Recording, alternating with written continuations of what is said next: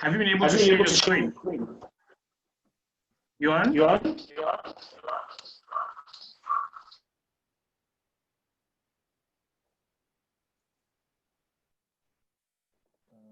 Dr. Nubong, I see he's not in the Zoom meeting at the moment. I'm not sure why.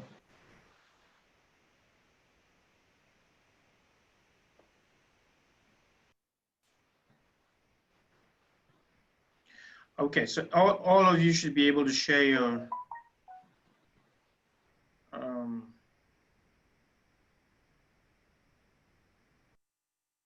If everyone can share their screens now.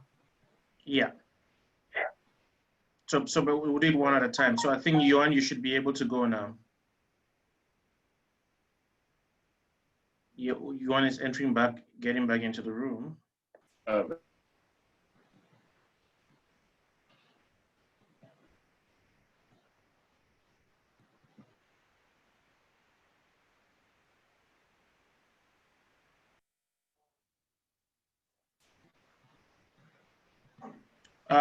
Yuan, are you here? Do you want to start with the screen share?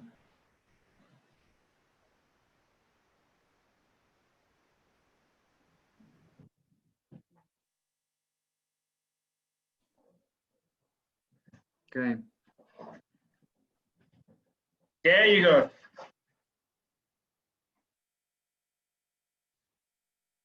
Okay, can you hear me, everyone? Yes, we can hear you. Okay, great. Okay, so this is just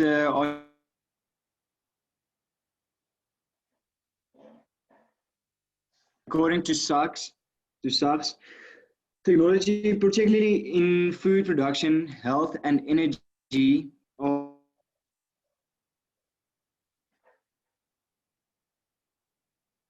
and by the start of the modern economic growth, if not much earlier, temperate zone technologies were more productive than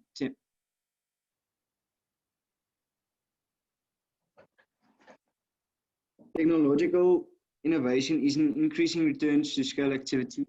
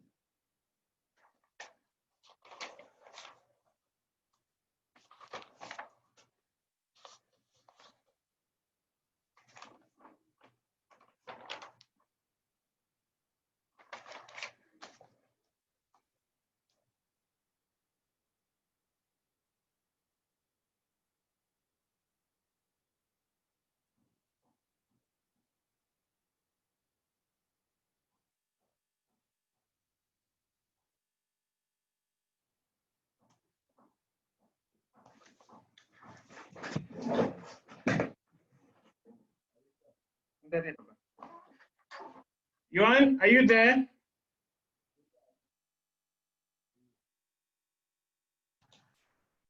I think the call dropped him again. Okay. Who was supposed to go after him?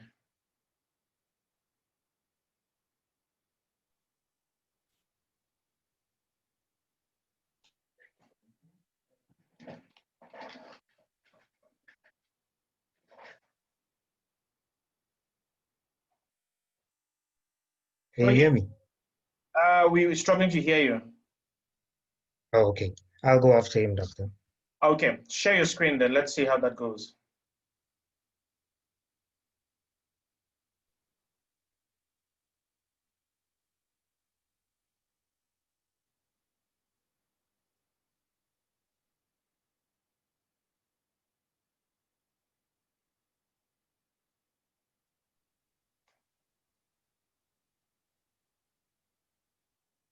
Yes, it's showing on my screen.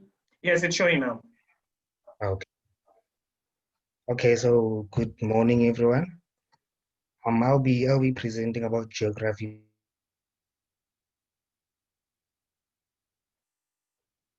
A little background.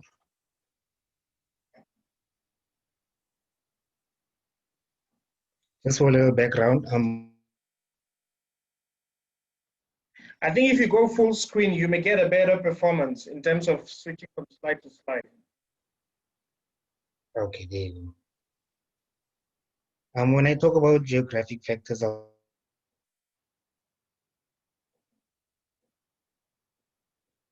to diseases, and when I talk about institution throughout the presentation, I'll be referring to property rights and rules of the law.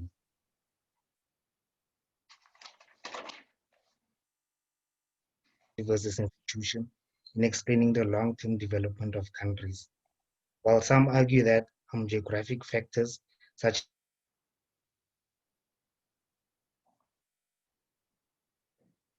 particular diseases have a direct impact on reducing the economic potential of the region, the opposing view is that institutions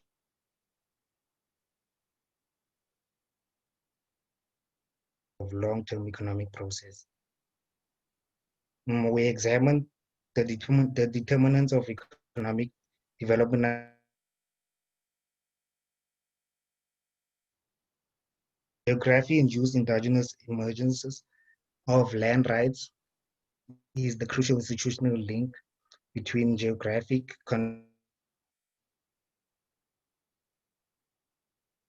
It's known that the majority of the world's poor resides in rural areas and derives a significant share of the income from agriculture.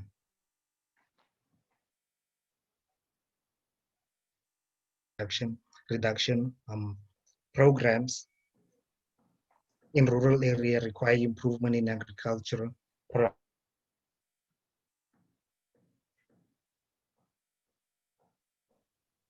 and key to such agricultural productivity improvements are improvements in agricultural production technologies,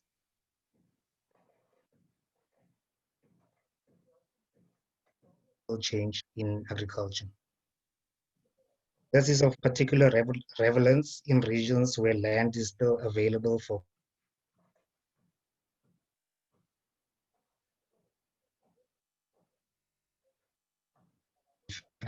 which might constrain investment in land improvement and new technology.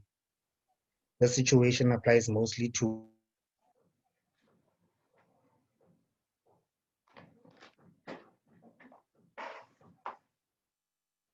agricultural productivity growth. Several seeming competing hypotheses are raised.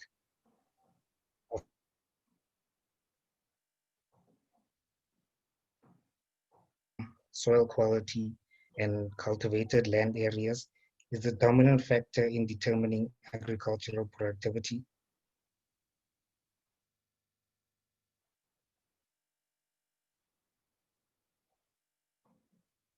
And associated pressure on land, inducing technology improvement or the adoption of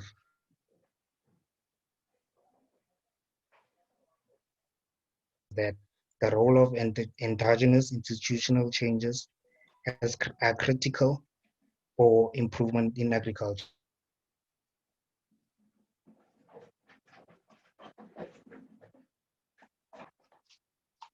Argument, land rights would provide security to the landowner, and that would lower the cost of trading and could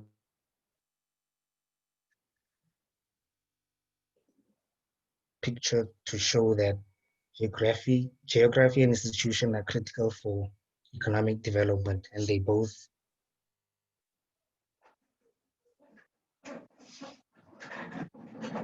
when we view the geography versus institution debate in terms of economic development, we find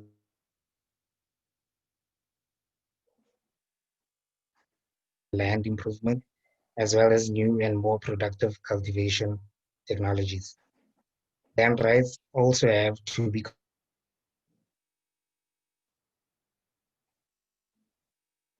the land scarcity, the land quality, as well as the different power of different rural groups. It's high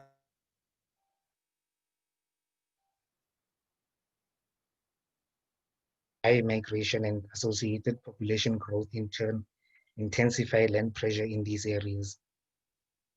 Land pressure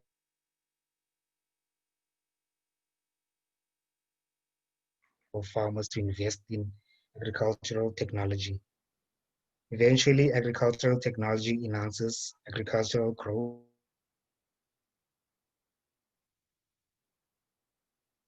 Endogenously generated institutional change is the core element of the transmission channel from geography to technological change.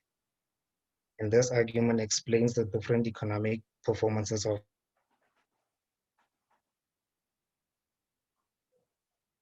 very different policies, which resulted in different institutions across the developing countries.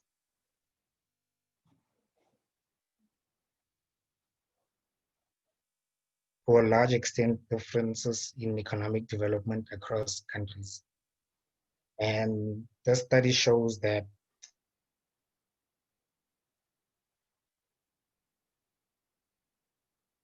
could have caused economic development. The data and study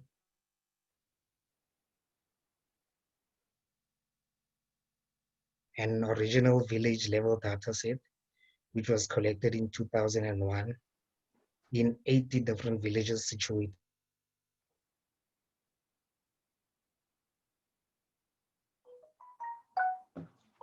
on agricultural land. Surveys collected data on current and past demographics, land use,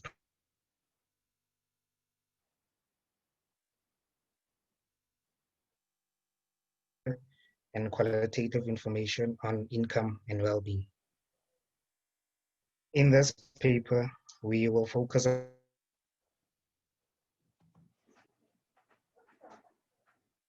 of agricultural development. We also show that the introduction of land titles on the village level is driven by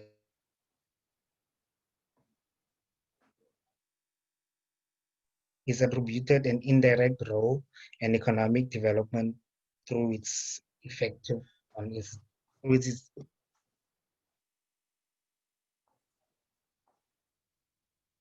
and the findings of the study show that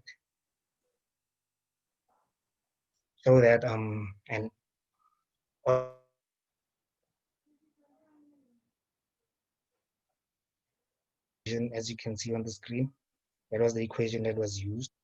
And just briefly, the I will be the stand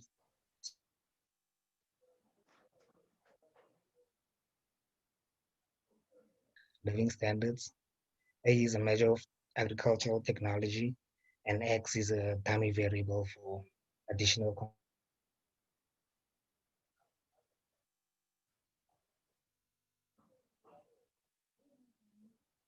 of the 33,000 households living in these villages depend on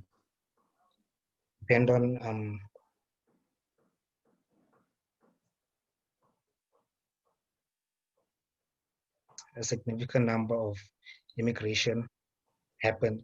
People migrated into the land of study. In terms of land rights became more and more widespread over time into these villages. And increasing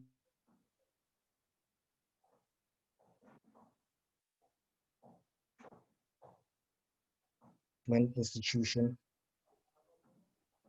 opting for um, institutions such as land rights, which will reduce.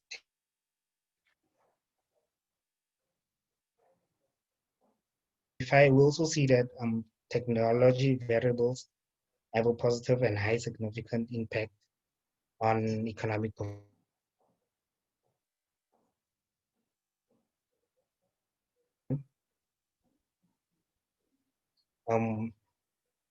We argue that in the beginning of this paper,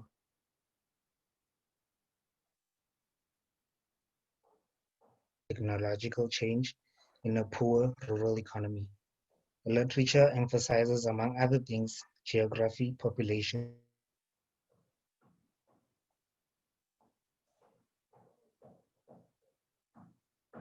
ever establishing link between these factors. The hypothesis was that a favorable geography, such as of drought attracts migration, which in turn creates pressure on land. This hypothesis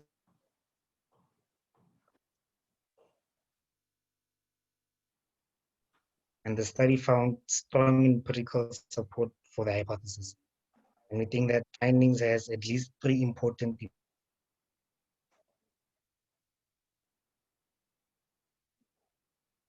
and positive impact on agricultural investment. The second implication is that geography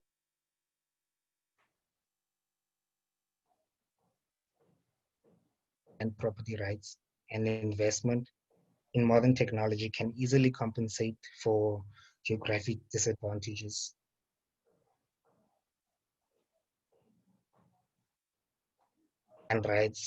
Land rights will arise, and the same will happen vice versa. And that's the end of the presentation. Thanks so much, Logi.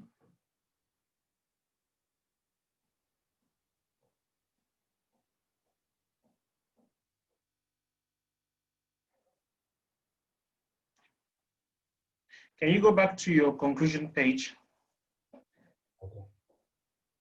Okay.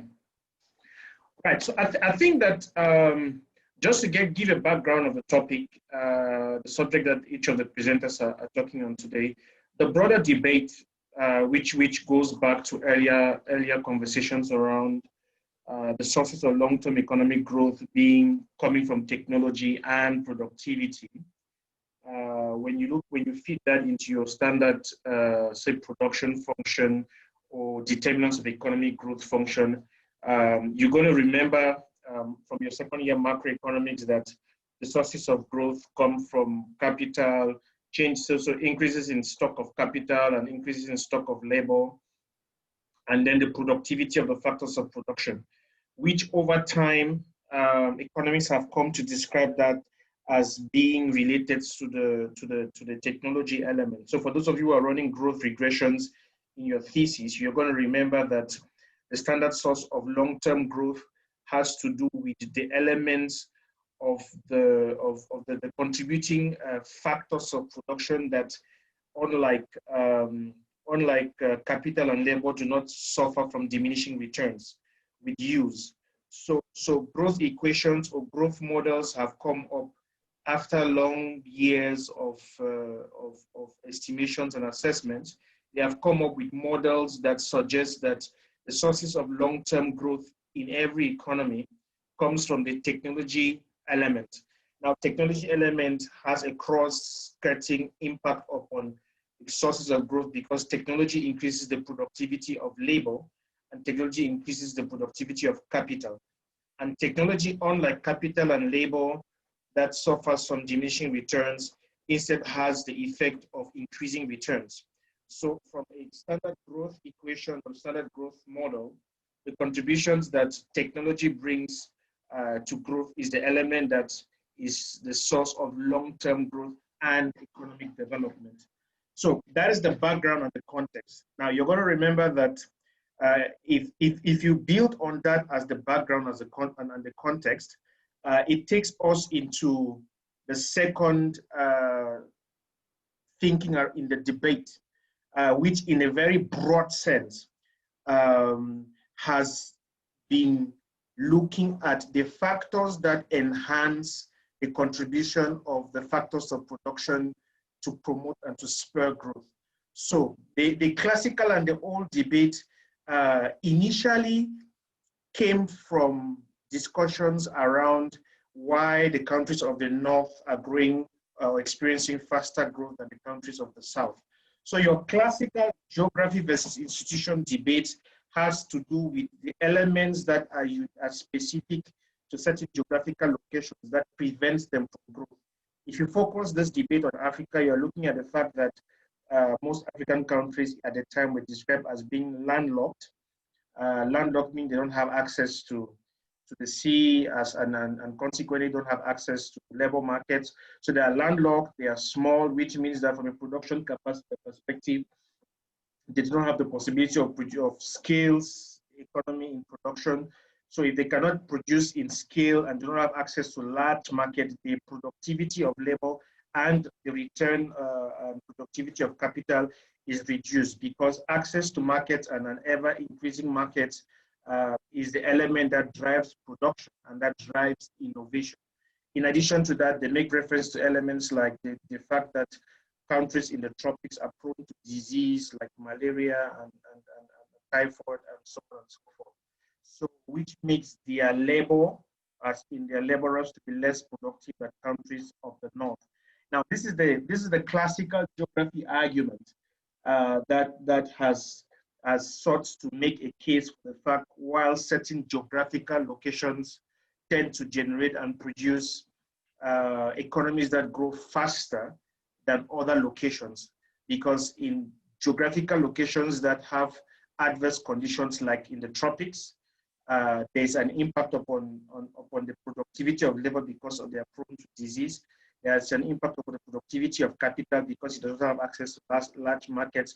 And when you add that with corruption and poor infrastructure and low human capital endowment and so on and so forth, you then have an explanation, classical explanation in the literature that says that geography predisposes certain countries, certain economies to be slow growers than faster growers. So that is the classical argument of the geography versus geography and growth debate, that says that because countries of the north have better climates, lower diseases, access to larger markets, they are predisposed and have conditions that spur growth. And so because they have more favorable conditions, then growth then matters. Now, building upon this classical geography argument is the question of institutions. Now, the institution versus geography argument came in when a series of economists stepped into the debate, the geography debate, to make the case that it is not so much geographical location as it is the strength of the existing institutions. Now, institutions have to do with a set of norms and rules and regulations and the soft facilitating environment that makes production run and make it easy. So you're looking at the rule of law, you're looking at property rights, enforceability of contracts, respect for institutions, low levels of corruption. Institutions are formal and informal. Your formal institutions would be your courts, your legal system that have the possibility of enforceability of contracts. The whole fact that an investor can move investment to South Africa and is not going to be expropriated because there are courts that protect the investment, is not going to be stolen away because there are courts that will prosecute people that embezzle funds. So those are your formal, strong institutions, which are often serve as signals for investment, for investors to say that an investment destination is a protected destination. So when you have your formal, strong institutions, the signal reliability, it attracts investments, and investments like foreign direct investments comes with all the classical elements of growth. So foreign direct investment comes with actual capital. If you're going to set up a Toyota factory in anywhere in South Africa, say if a Mercedes factory in the Eastern Cape, the assumption is the technology is going to come from Germany. Sometimes we import parts of the car, and the technology to assemble it is going to be here. But property rights, formal institutions in South Africa guarantee the German investor that when I buy land, which is property rights includes land rights from a manufacturing or production perspective, property rights guarantees the investor before they carry out the initial investment. Now, this opening, for example, a Mercedes factory in the Eastern Cape requires greenfield investment. There's a huge initial investment that has to go into the setting of the production plant even before a single car is produced. Now, that huge initial investment would only be undertaken when the investor has the guarantees that there are formal, strong institutions that would protect their investment. So when you have that context where formal, strong institutions protect investments, it encourages the investment. With the investments comes capital and technology and labor, which are in themselves all classical elements that contribute to long-term growth. So from that perspective, your strong property rights, your strong protection of investment, the fact that the guy can come and buy the land in the Eastern Cape and the courts in South Africa will protect his right to ownership because he has obtained the title deed and is registered in the deed office, and no government or strong politician can dispossess him of that land, encourages him to make that investment. When he does make the investment, he moves physical cash into the country, moves his technological know-how, engineering skills and techniques that have been produced or developed in Germany, moves actual physical machines, moves skilled personnel. These are all elements that in their individual capacity contribute to growth in standard growth equation. So the physical capital comes in, the engineers coming with the technological know-how, the financial cash actually flows in. There's knowledge diffusion that takes place because for every one engineer that they displace from Germany, they're going to recruit 5, 6 engineers that graduated from the University of Technology in South Africa who are going to be learning under the mentorship of that one engineer. By the time they work with the German engineer for 5 years, there is knowledge diffusion that has taken place. So they learn directly from the skills of the German engineer. I'm speaking in very broad hypothetical terms, just to get you to paint the picture of what is the relationship between institutions like strong property rights and economic growth.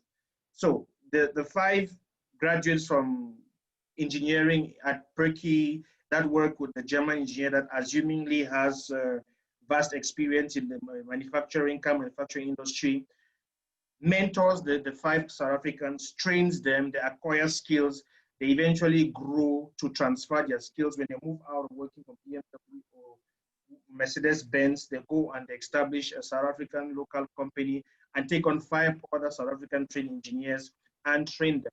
So there's knowledge diffusion, which contributes to innovation and technological advancement, which assumingly within the growth equation contributes to growth.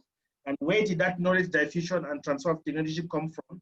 It came from the property rights, formal institution in this case, that guaranteed the German investment in the first place. So that is the context within which we're saying that institutions contribute to growth. Formal institutions that protect the right, create a sane legal environment also contribute to growth.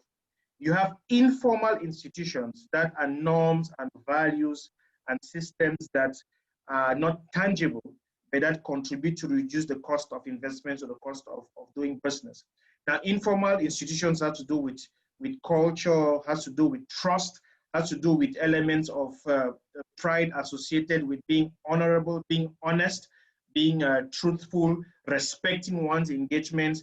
And these are informal institutions seem to have an ability to be stocked in societies. Now, informal institutions are not thought, unlike people do not go to university to learn how to be honest, or people do not go to university to learn how to, there are disciplines that can be cultivated by participating in formal learning environments, but there are certain factors and elements that naturally constitute the informal institutions that contribute towards growth and productivity.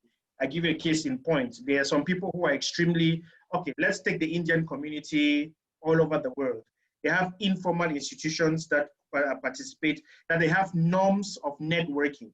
So if you go to buy something from a Pakistani individual, if he doesn't have it, he knows 2 or 3 or 4 or 5 people that has it.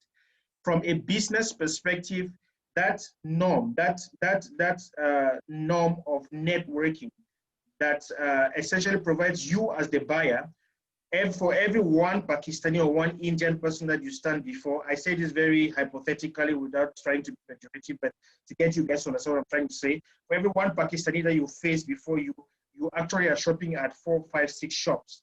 It reduces the cost of doing business because you don't need to go to those 5, 6 shops, because the one guy has one storefront, but has 5, 6 other brothers spread across the city or the territory who have what you need.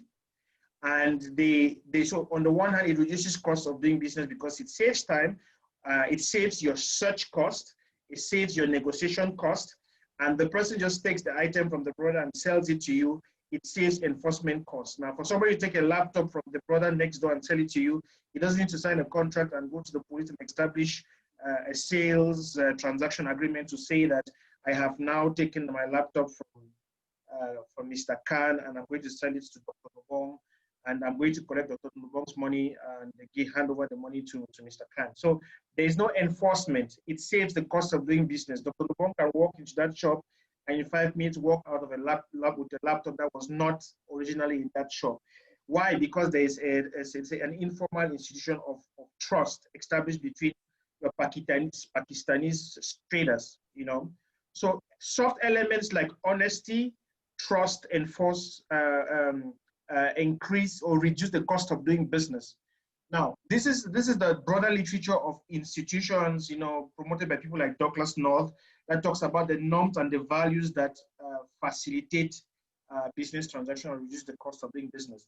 So to get an understanding, and so this is where your land rights, you know, rights to ownership of property has a significantly positive impact on agricultural investments, like the presentation that has just been made.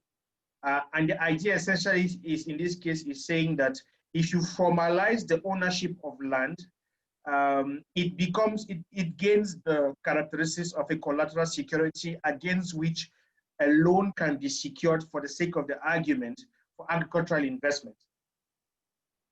Now, that encourages entrepreneurship, it encourages production, and encourages growth.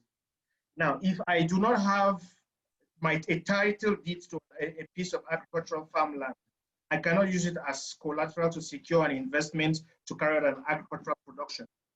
So in this instance, your formal institutions described as your land rights, as in the delineation of ownership, the fact that we can walk down into rural purchase room and see the boundary lines of the firm that is owned by Mr. Kruger.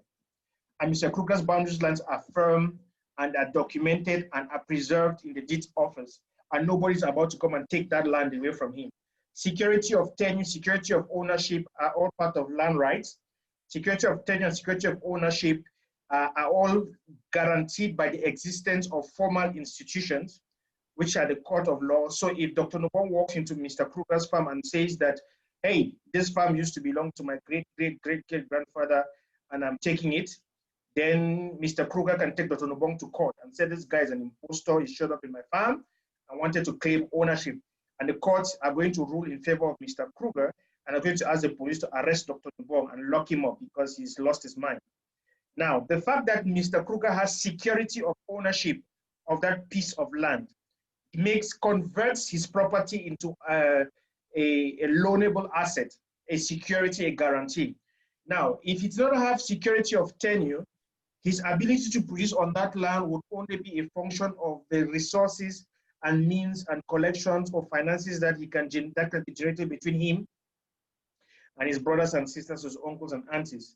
But land rights, security of tenure says that he can take the title deeds, walk into Absa Bank and say, I need a loan of 1 million rands or 2 million rands to start a new animal farm. You know, I want to rear springboks or pigs or cattle or whatever it is. And I come up with a business proposal that says that the turnaround time for their maturation is 3 months. I've done all the calculations and I can show you my market analysis to show that if you give me a loan of 1 million, I can set up on this farm, which plays as a collateral for your loan, a production process that is going to give me a return of 3 million and I'll be able to pay your 1 million back. Now, the land, the bank, Absa Bank says, who owns the land? See, Mr. Kruger says it's me. So where's the title? Yes, they send an assessor to go and assess the farm. The farm comes up and assesses for 1.5 million. Absa says, I'm going to give you the 1 million.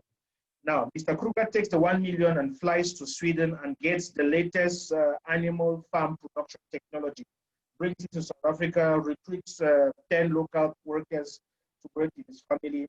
He flies in a Swedish expert every 3 months to come and teach them how to utilize the latest technology in animal production. The 10 South African farm workers working on his farm learn their ability, learn the techniques associated with this new technology, and they go out from there and benefit from a DEE farm, young entrepreneur, government sponsorship to open their own farm, establish connections with the Swedish agricultural expert and import their own machines and run their own business. Now you're going to realize that the classical consequence of that is that farm equipment is going to be imported, production technology is going to be imported, technology diffusion is going to take place, innovation is going to continue. So let's say Tabo was one of the first workers on the first farm, and Tabo benefits from a BEE deal and starts his own farm. He's going to recruit half of his family to come and work on his farm. They are going to not only have increase in individual productivity of labor, but they are going to have access to the technology that's coming from Sweden, and they will in turn be able to start their own ventures in an ideal world and recruit people. So you're solving the problem of employment, you're increasing the productivity of labor, you are increasing the actual inflow of capital, and you are facilitating the diffusion of knowledge and of technology by your association with the Swedish investor. Now, all of this, what is the word? All of this beautiful spillover consequence of doing business with the Swedish investor originated from the existence of land rights, which are your institutions. Now, institutions that then valorize, and which is this last point here, which last but one point here. It's saying that geography matters for agricultural development, but good institutions, property rights in modern technology can easily compensate geographical advantages. So that land would be useless for agricultural development in this context, and for the benefits that come with growth in the broader terms of the word, in the absence of the existence of property rights, in the absence of Mr. Kruger's ability to be able to lay claim on that farm and be able to use it as a collateral to secure a loan. This is what this conclusion is talking about, saying that institutions are important enhancers of geographical advantage. So I think I just wanted to briefly give that as a background to situate us in the conversation we're having. Why does this matter for economic geography? Because it matters for economic geography, as we have said, that geography has to do with how location enhances production, how location enhances productivity, and how location enhances growth. As we continue to proceed in the topics, in the rest of the topics for the rest of the semester, we ultimately are going to find ourselves coming into raise the question of how the geographical disparities within South Africa act as compromise for growth.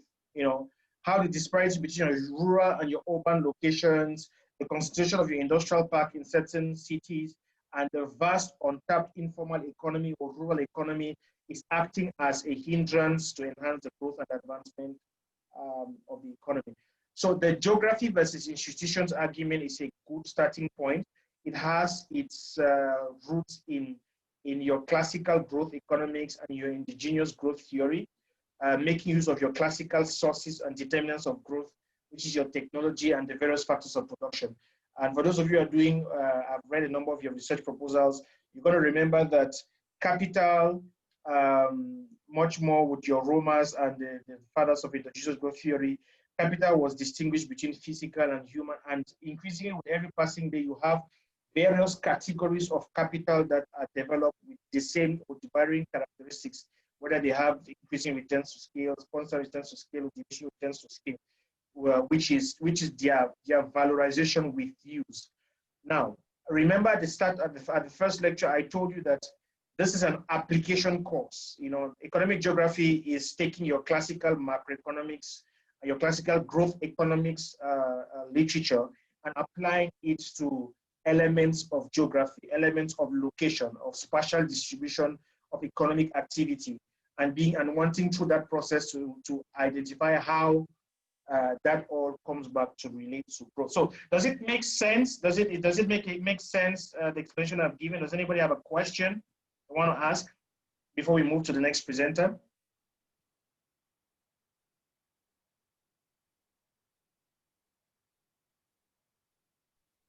Are you still there, guys?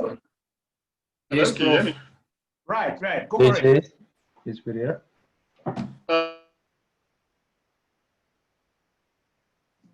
Who is speaking? Is that Mr. Briggs? Carl, Tienen. Carl, go for it. Thanks. It's not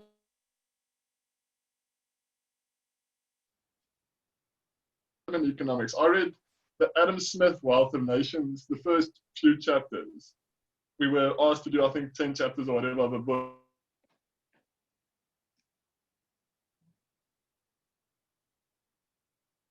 Also, he was talking about in feudal Europe specifically, because in that he was focusing on Europe instead of now, like we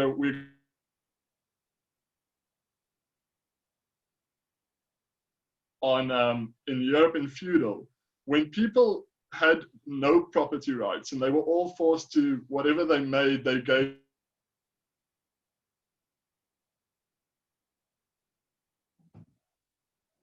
So at a lower point. So the labor, if you look at the as you said, the production factors, their labor wasn't as effective, and only when feudals actually started to disperse.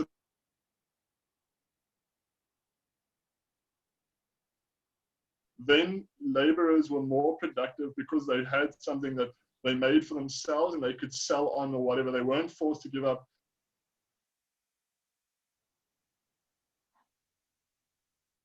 Is it in that sense as well that you can say that the property rights, even when Adam Smith wrote his book in whatever time it was written,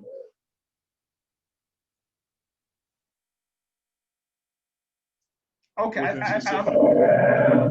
you're breaking a bit. I'm not sure I got the question completely. But if your question relates to the extent to which the change in the feudal system and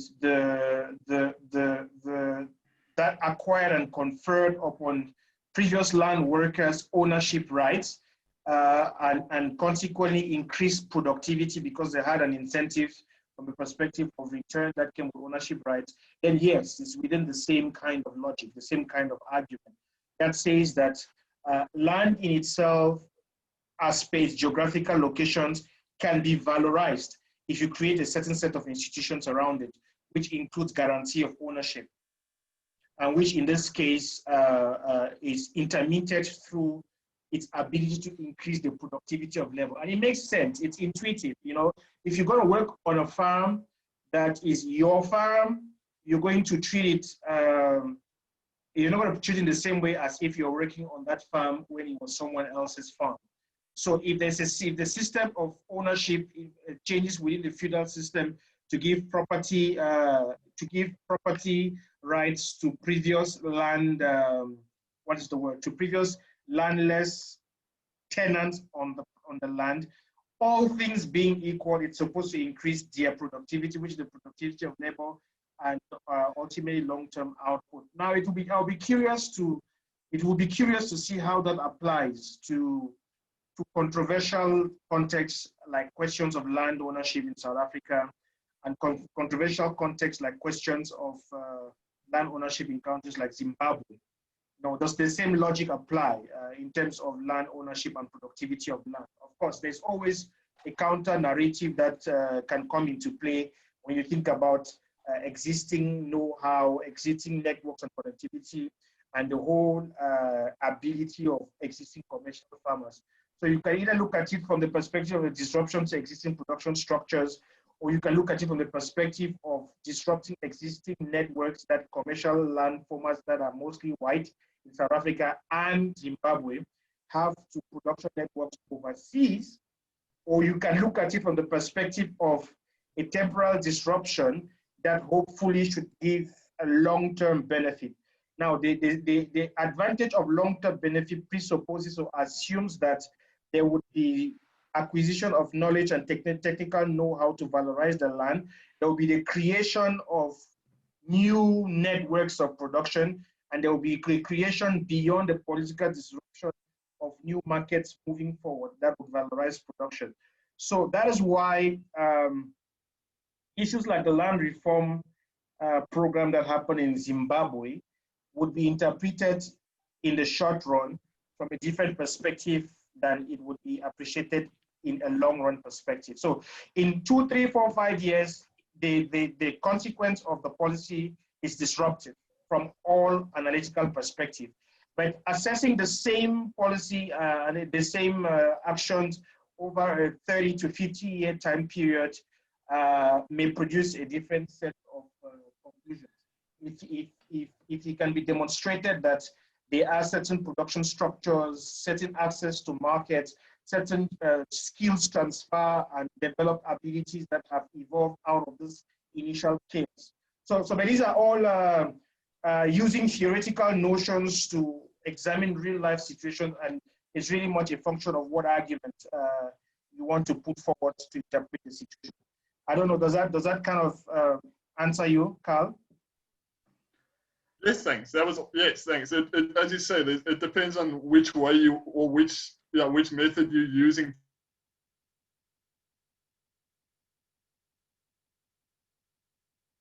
In the short run, is it short run disruption followed by long-term growth, or is it depending on how you look at it, that'll determine.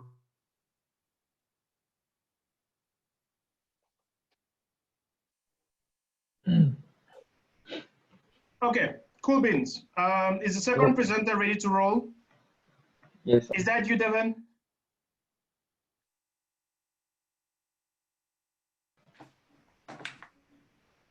Okay. I see Jorn is back. Is he back? No, it doesn't seem like. Devin, do you want to go next? Yes, I'll go. Please do. Share your screen with us. Okay. Okay.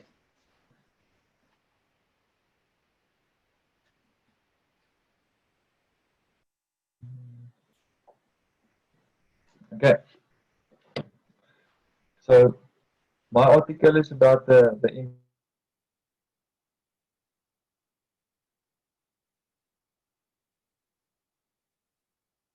systems and economic growth and the internal political dynamics. The has on growth, regardless of the type of political system, whether it be autocratic or democratic. So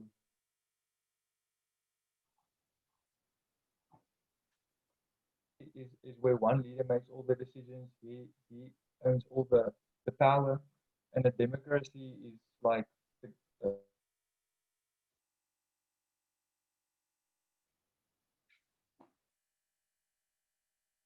successful is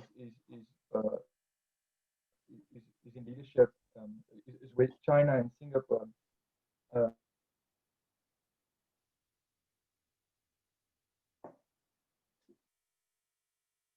For instance, if we look at Zimbabwe and Mozambique, their leaderships that were autocratic really plunged.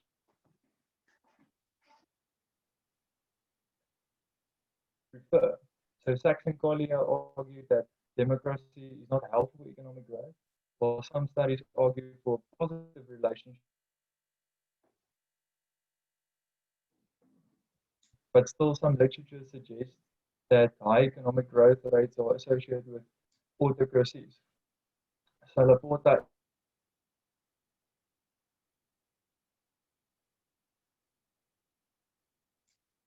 and they argued that the choices made by dictators have allowed some poor countries to emerge from poverty, and the freedom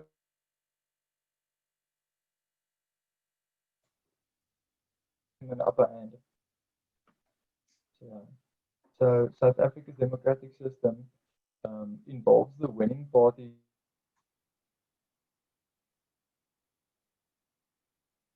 to some extent, depending on how many seats they have in the parliament. And municipalities that won the majority of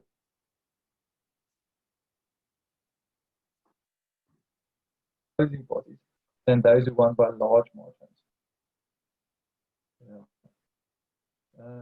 Voting patterns are to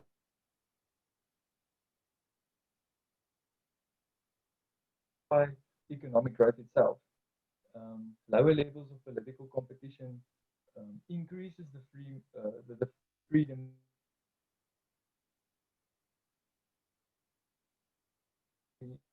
opposition parties, leading to economic growth, and thus lower levels of political competition is linked with higher growth.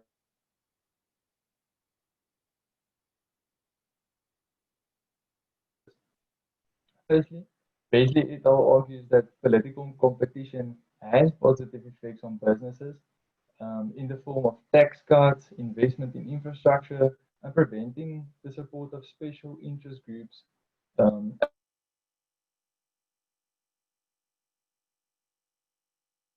Less political competition had led to lower growth levels through certain economic policies such as increased taxes, lower capital,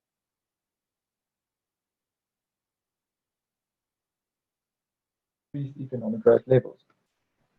So Pinto and Timmins supported the view that political competition increases human capital accumulation, increases labor mobilization, decreases physical capital accumulation,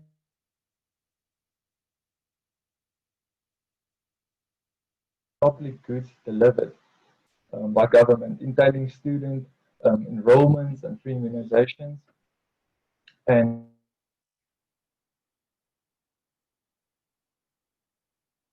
positively correlated with high debt levels and larger government deficits. Dash and Mukherjee confirmed that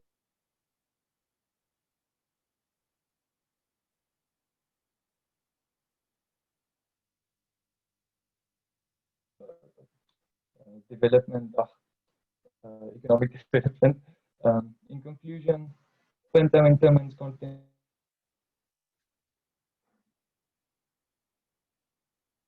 because of their respective backgrounds.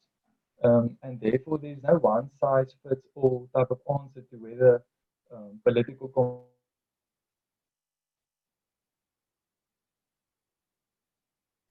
purely on the case. So, yeah.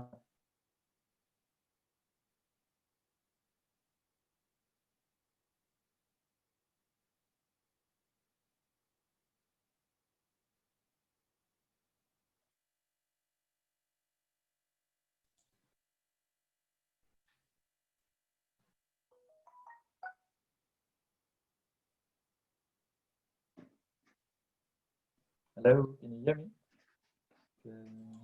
Yes, my balans kan jou hoor. Oh, okay, cool. Okay. Okay. So that was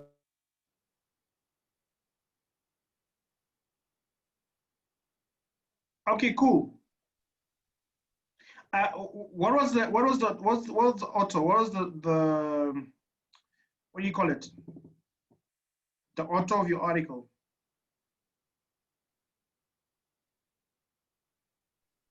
sorry.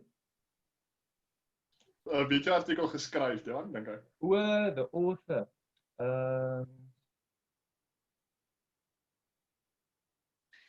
Because I think I have. Let me see. Obekili. All right. The author of my article, yes. Let me quickly see. Is Johan back? No, it's not that. No, Doc, ja. Let's say. Okay, great. Open it up for comments. Any comments, observations with respect to that article and its presentation?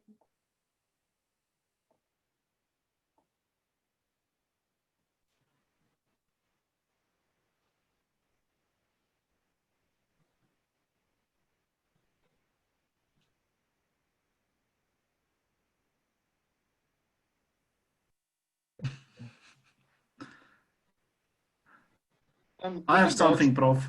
Yeah, please go ahead. Sorry, Carl, Gamma. Okay, go ahead.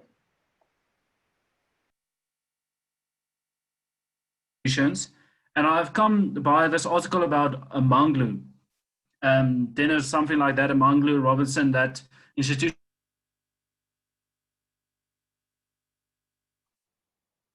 spoke about, and institutions. And they've said that your economic institutions is directly linked to the power in your society. Right. So, what did you ask a question? Sorry, sir. I'm not sure if yours is a question.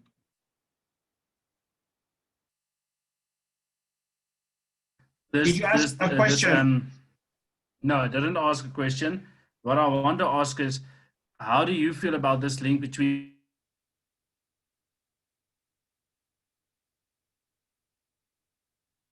a country? Power structures and economic institutions. Yes.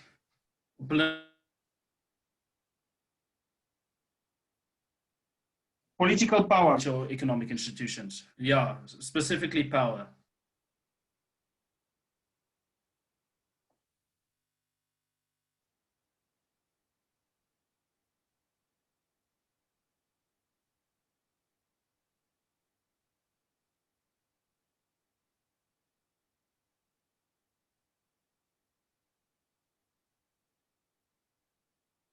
I'm trying to think about it now, and nothing is immediately coming to mind at the moment. So let me reflect on it and get back to you on that. I do not immediately think, what is the argument that is presented about the link between economic institutions and power? So you have sent me this article. There in Mangla, they've built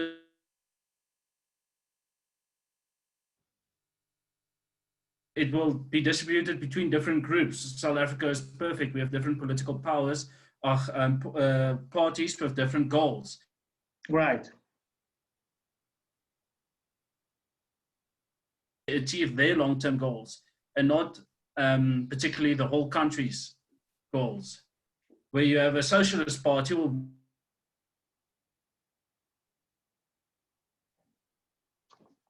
direction, something, and that's the type of institutions that they will set up to build to that side.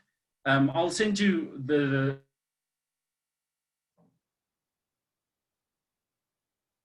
you're breaking, so it makes it difficult for me to completely hear what you're saying. Sorry, sir, but that's the question that I have. I wanted to have your take on political.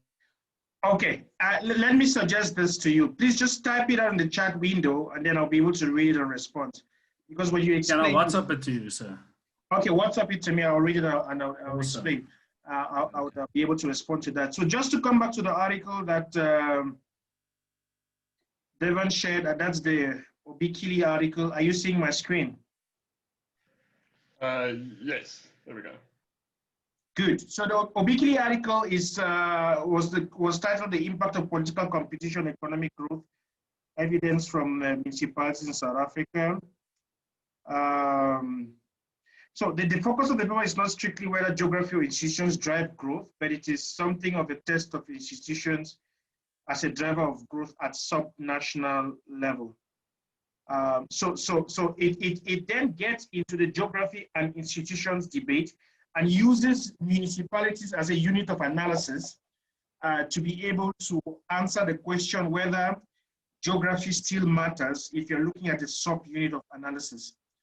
And like was just presented, it focuses on the relationship between political competition and economic growth. It structures it in the form of some kind of a regression model where there's a variation in economic growth across municipalities, and the question of how much of that is explained by variation in political competition. So the paper seeks to want to ask the questions, which I think may be somewhat related to the question you're asking. The fact that municipalities as a geographical entity vary from one location to another, and they are also under the management of different kinds of political systems.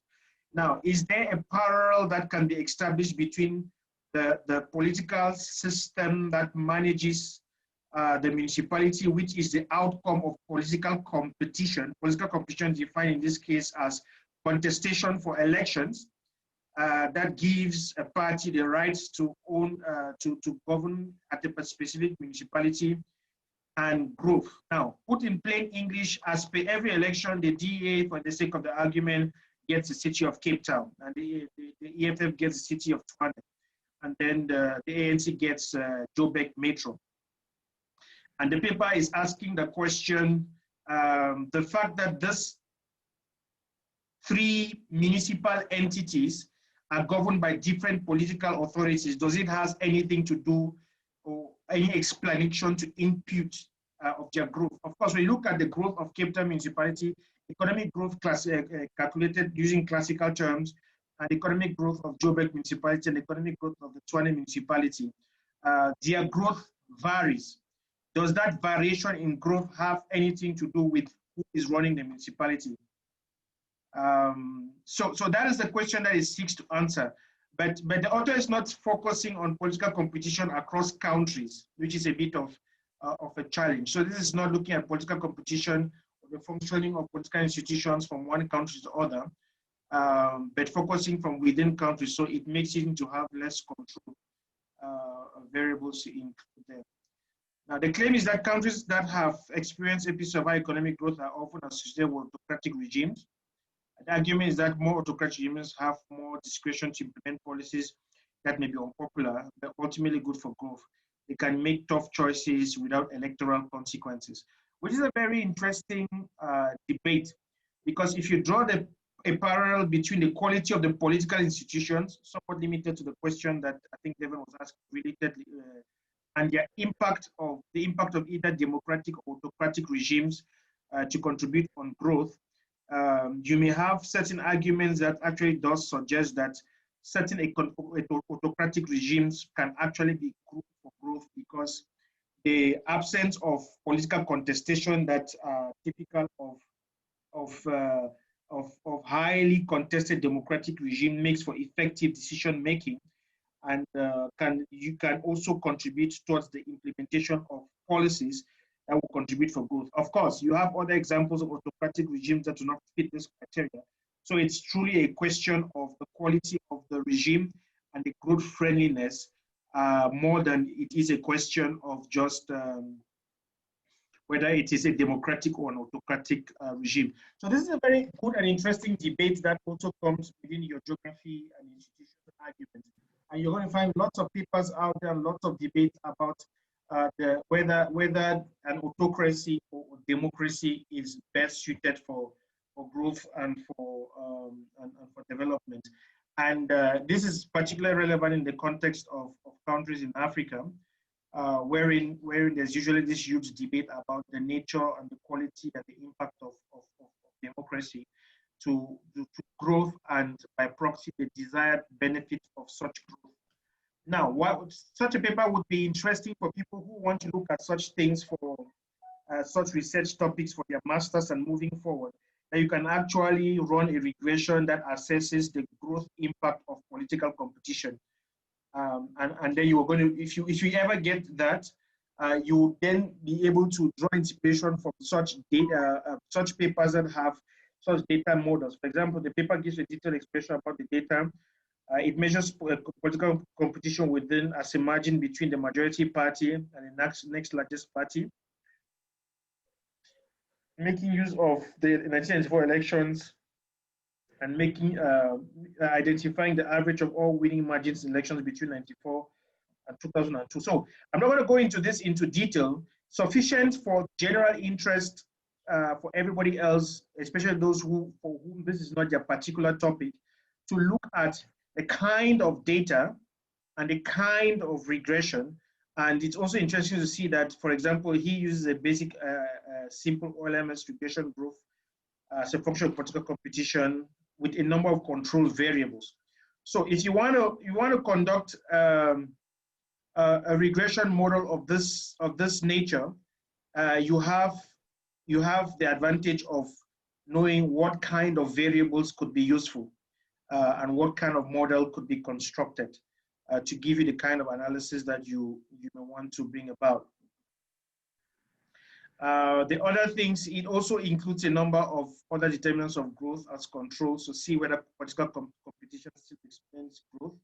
And these are the various determinants that it does include in its model. Again, I'm saying that the importance of that is if you want to run something similar, then you have a paper that you can use as a point of reference.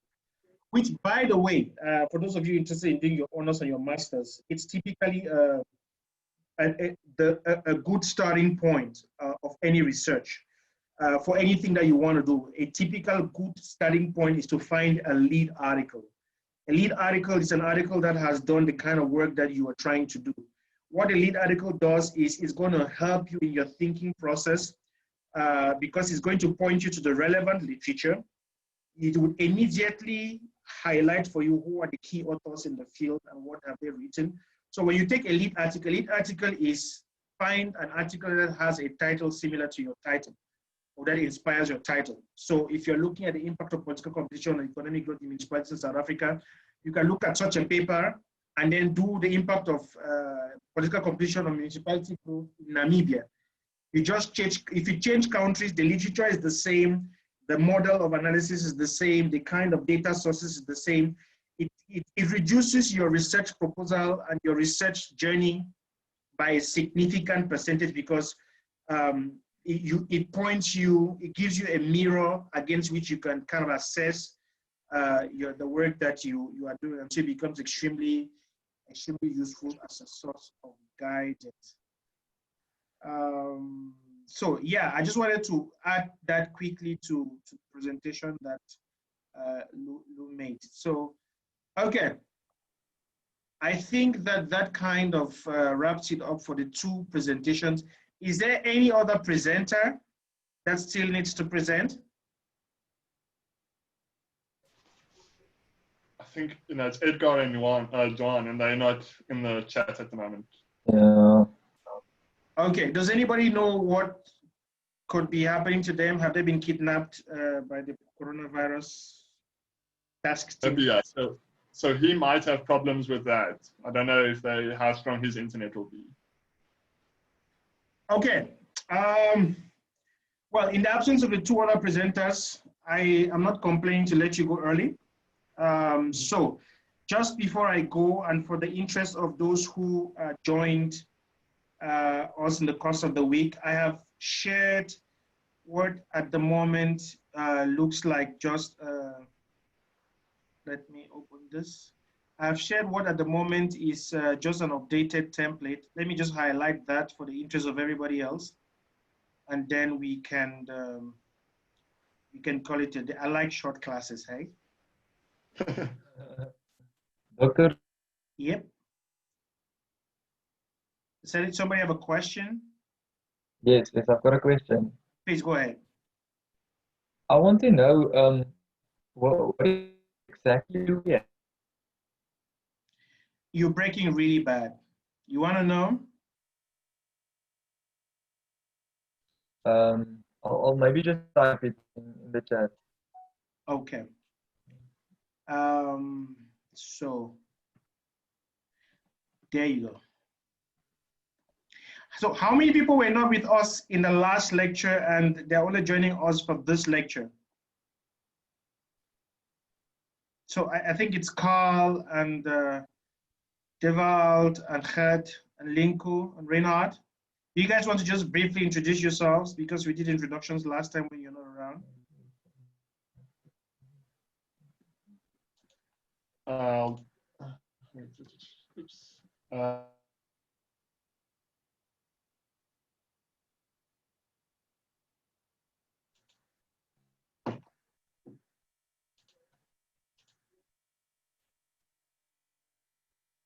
Can you? Are you there? Oh yeah, Carl. Okay. Hi. So I'm Carl. I think we've all at least seen each other's faces before the whole COVID starts. So at least.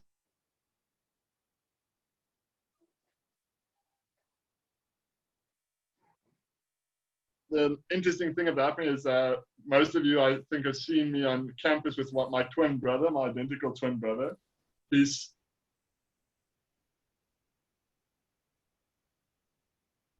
internet jumps up and down. It's Richard's problem. He's the one that draws all my internet. So yeah. Great. Thanks so much, Carl. Who wants to go next? Hi guys, I'm Devald. I'm also an economic student, obviously. My favorite place in Potchefstroom is Musics. Where is Musics and what happens at Musics? Prof, Musics is my favorite drinking place, if I have to say it like that. Okay. It's close to the spa. Got you. Are you a shareholder there? Just joking. Hey, Prof, I've spent a lot of money there in my life. Okay. Hello, Prof. I'm. Okay, Gert. That's me. What? Short and sweet. You were breaking.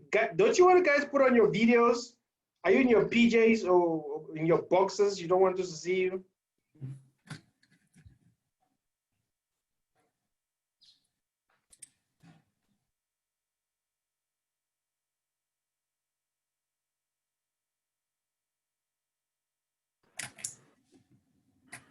Who is the next person? I'll go, Prof. Hi, Renat. So yeah, my name is Reinhard. I'm also economics honors student, and I'm from Hartbeespoort Dam.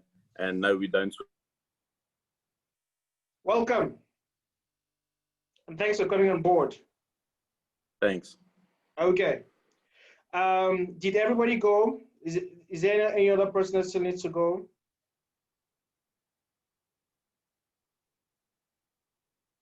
That's everyone, Prof. Okay. A number of you may have seen this outline from your friends, so let me just go through it. In terms of the participation mark in the COVID context, we are doing continuous assessment. So each person is expected to read and present 4 articles. Congratulations, by the way, to those who presented today. That was really good. I really appreciated the extent to which you went to try and read and understand the article. Remember, you need to put together the presentation and your summary into one PDF document and upload on the assignment link. So each of you are going to get an opportunity to do 4 of this. There's going to be a group research project, which we had said people are supposed to make up groups of 2. And then there's going to be a final research assignment. So the big exam or the final component of the module is going to be a research paper. We are going to give you information on the group assignment and the research paper as time moves on. So your 40% is the 4 articles. The group assignment, it's a 20%. Presentation and online test or online test, we will still give you information about this 10% here.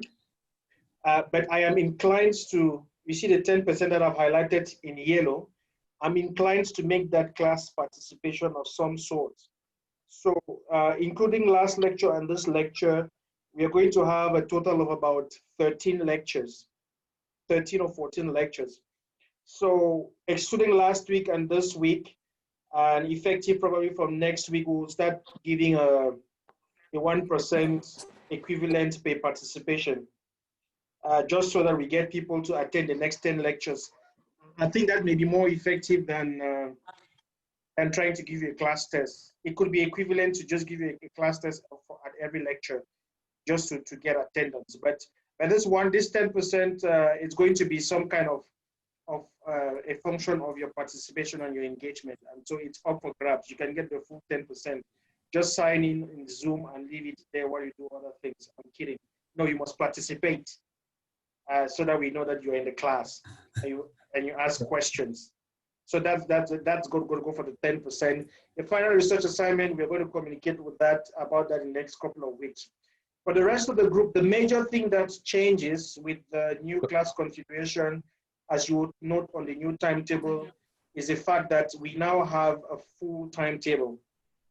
So contrary to the previous instances where we had 1 or 2 weeks when we had nothing, where we had time off, with this new schedule, there's going to be class every week now for the next 14 weeks, apart from the week when there's a recess.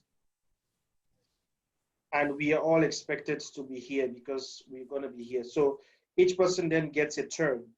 The presentations that happened today were right here. I think 2 people did not present. So next week we're going to have the next 4 people present, and then the following week is going to be the turn of the new team, but they're no longer a team. So it's just going to be your team, Carl, Reinhard, and the rest of you. Now you're going to realize that we've put you for next week, and it corresponds to week 4, which week 4 is this. Now when you open this document, you're going to see that it has 9 chapters, and you are each expected to just take 1 chapter as per the order of your names. So as per the order of your name means that In this case, Devalt, you're taking chapter 4. Gert is taking chapter 5. Lenk is taking chapter 6. Karl is taking chapter 7. Reinhard is taking chapter 8. Awesome. Is that clear for those of you who just joined? Question? Question? Yes, I have a question. Yes. That which you just said, so I'm going to get chat. You're going to get? Something. Can you hear me? No, you were breaking. Yes, Dewald, dit is ja, Sept, jy gaan die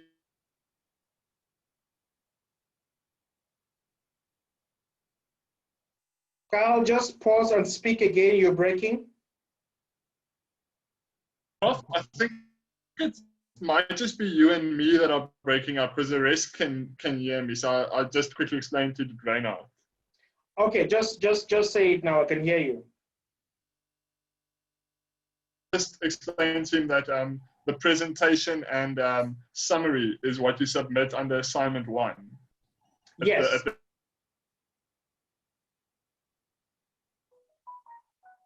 So the presentation and summary. The presentation is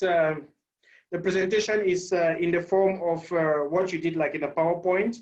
You prepare for like 20 to 30 minutes, averagely 10 to 15 slides, and then you do a 1, 2, 3 page summary in the form of a Word document, and you attach the two, and then you upload on the assignment link.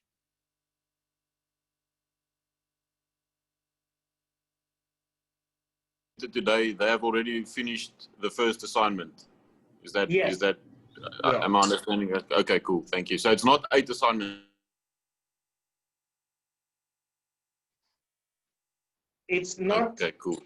So each person get a chance to do their assignment 1 when they do the review of their article. But the submission is open for everyone till a specific cutoff date. What is the marking criteria of the presentation and how do you mark it? How are you going to give marks? The presentation is going to be marked on the strength of the quality of your engagement with the material. So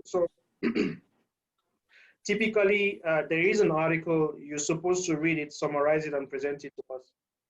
So from if your question is about the objectivity of the marking in terms of the marking. Yes, how are you going to mark? Yeah, I'll just look at the shape of your head and then I'll give you a mark. No, I'm joking. It's going to be the quality of your presentation, both the PowerPoint and the summary that you make of the article. So it's not going to be a complicated process. Everybody who participates is going to pass. So the distinction is going to be between people who get 80%, 90%, and 100% based on how well, in my assessment, you summarize the article and present it. So for those of you who are not there, we explained in the last lecture, and I think I should probably put that on paper to help people, that in terms of summary of an article, you want to identify what is the key research question, what is the methodology that's been adopted to answer that question, what are the key results and output, and then you want to give a critique. You want to give an idea of what you think of the article. So every article has an introduction, is nested in a specific body of literature. It has a key research question it's trying to answer. It has a methodology that it has adopted. It formulates a process to answer that question, makes use of particular data, explains its methodology of how it arrives at its results, explains its results, and then explains how the results answer the question. So that's like a 4 to 6 part structure of every article. So if you're able to bring that out, to be able to say this article is about this, the key question they're asking is about this, the methodology that they used was this was their data sources, this is the kind of regression model that they used, these are the results that they found, and these are the implications of their results, or this is how their results answers their key question. And then finally, to put the icing on the cake, this is what I think about the article. It's a piece of shit. I don't think this guy was even thinking straight. I think it's brilliant. You know, this guy is changing the world with some innovative thinking, whatever you think about what the guy has said. Awesome. Thanks. Okay, makes sense?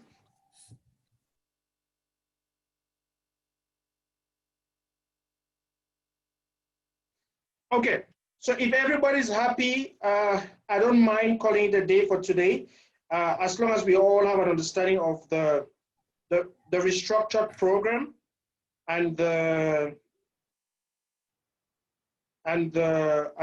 planning of the classes moving forward. Cool.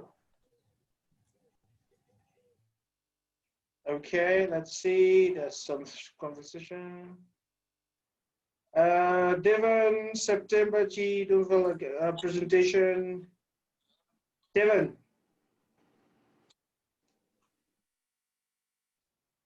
Is everybody good? Can we call it a day for today? Yes, Yes. Yes, yes, I think we're good.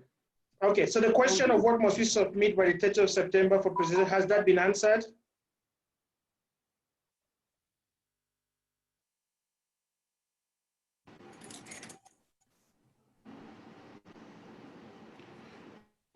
Prof. Nubong, I have one more question. Okay, Renat.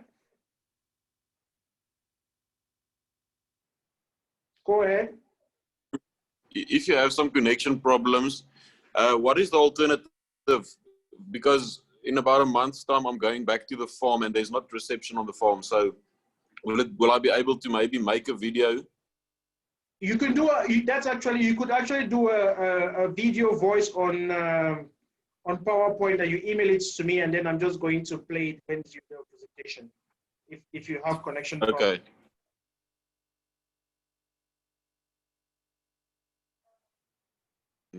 It's no good. Also with load shedding, Doc, sometimes, I don't know, because I'm load shedding every day. Sometimes it's stage one, sometimes. Okay, so I think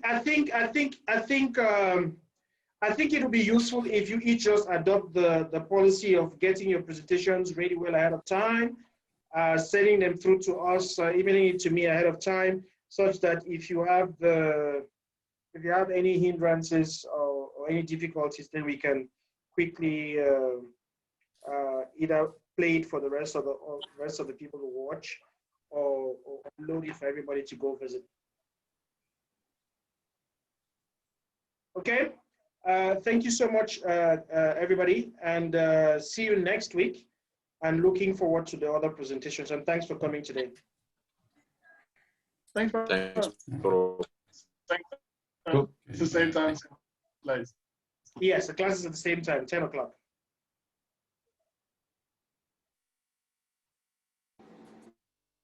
Okay, bye-bye.